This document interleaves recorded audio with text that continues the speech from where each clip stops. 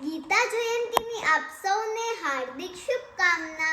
આજથી લગભગ 5000 વર્ષ પહેલા માગશીર સુદ એકાદશીના મંગલ પ્રભાતે કુરુક્ષેત્રની રણભૂમિ પર યોગેશ્વર શ્રી કૃષ્ણના મુખારવિંદમાંથી નીકળેલું માધુર્ય એટલે શ્રીમદ ભગવદ્ ગીતા।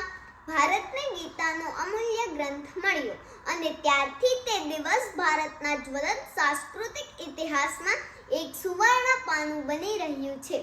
કોઈ પણ ગ્રંથનો જન્મદિવસ ઉજવાય એ કદાચ સમગ્ર વિશ્વમાં ગીતાની જ આગવી વિશેષતા ગણી શકાય। ભગવાનને અર્જુનને નિમિત્ત બનાવી વિશ્વના માનવ માત્રને ગીતાના જ્ઞાન દ્વારા જીવન અભિમુખ કરવાનો ચિરંતન પ્રયાસ કર્યો છે।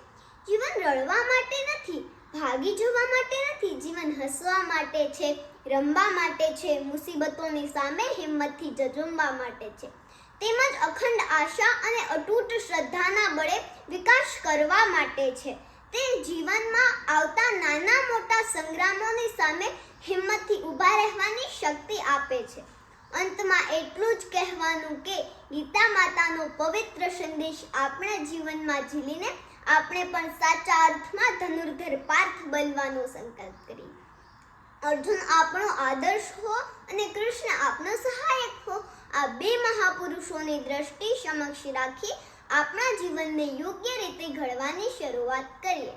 આજના આ પવિત્ર દિવસે ભગવાન શ્રી કૃષ્ણ આપની શક્તિ વધારે એ જ પ્રાર્થના। ધન્યવાદ।